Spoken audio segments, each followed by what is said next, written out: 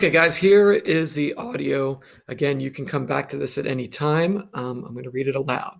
The Man in the Water by Roger Rosenblatt. As disasters go, this one was terrible but not unique. Certainly not among the worst on the roster of U.S. air crashes. There was the unusual element of the bridge, of course, and the fact that the plane clipped it at a moment of high traffic, one routine thus intersecting another and disrupting both. Then, too, there was the location of the event. Washington, the city of form and regulations, turned chaotic, deregulated by a blast of real winter and a single slap of metal on metal. The jets from Washington National Airport that normally swoop around the presidential monuments like famished gulls are, for the moment, emblemized by the one that fell. So there is that detail. And then there was the aesthetic clash as well. Blue and green Air Florida, the name of Flying Garden, sunk down among gray chunks in a black river.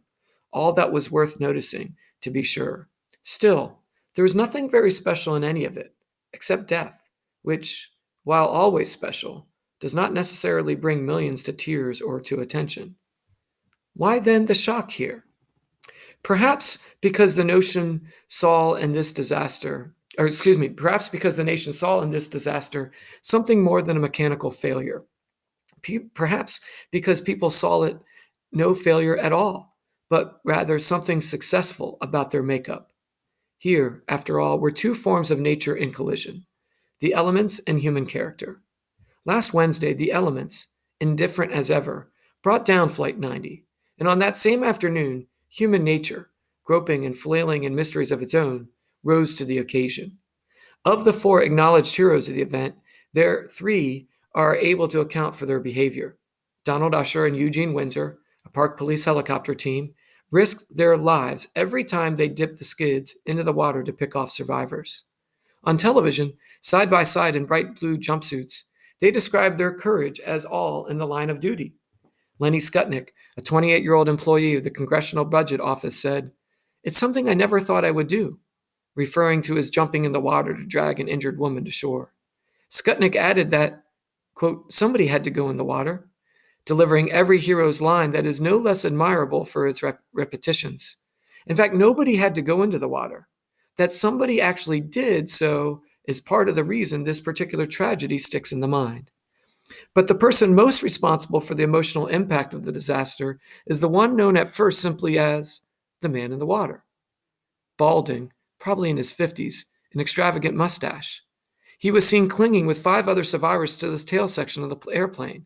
This man was described by Usher and Windsor as appearing alert and in control.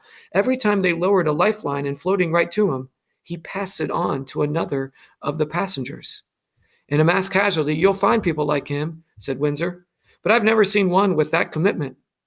When the helicopter came back for him, the man had gone under. His selflessness was one reason the story had now held national attention. His anonymity another. The fact that he went unidentified invested him with a universal character. For a while he was every man, and thus proof, as if one needed it, that no man is ordinary. Still, he could never have imagined such a capacity in himself. Only minutes before his character was tested, he was sitting in the ordinary plane among the ordinary passengers, dutifully listening to the stewardess telling him to fasten his seatbelt and saying something about the no smoking sign. So a man relaxed with the others, some of whom would owe their lives to him. Perhaps he started to read, or to doze, or to regret some harsh remark made in the office that morning. Then suddenly he knew that the trip would not be ordinary. Like every other person on that flight, he was desperate to live, which makes his final act so stunning. For at some moment in the water, he must have realized that he would not live if he continued to hand over the rope and ring to others. He had to know it, no matter how gradual the effect of the cold. In his judgment, he had no choice. When the helicopter took off with what was to be the last survivor, he watched everything in the world move away from him, and he deliberately let it happen. Yet there was something else about the man that kept our thoughts on him still. He was there, in the essential, classic circumstance, man in nature, the man in the water. For its part, nature cared nothing about the 5 passengers.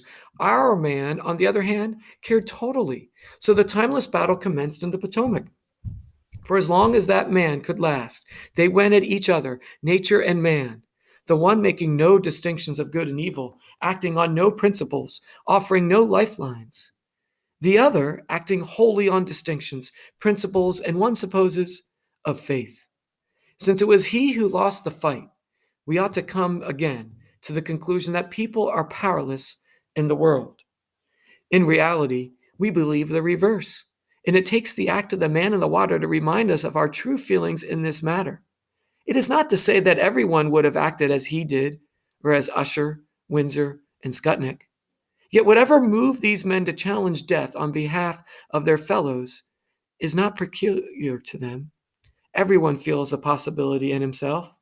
That is the abiding wonder of the story. That is why we would not let go of it. If the man in the water gave a lifeline to the people gasping for survival, he has likewise given a lifeline to those who observed him.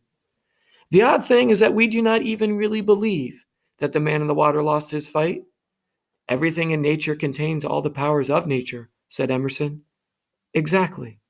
So the man in the water had his own natural powers.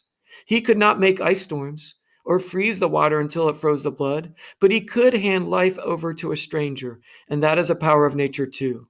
The man in the water pitted himself against an implacable, impersonal enemy. He fought it with charity, and he held it to a standoff. He was the best we can do.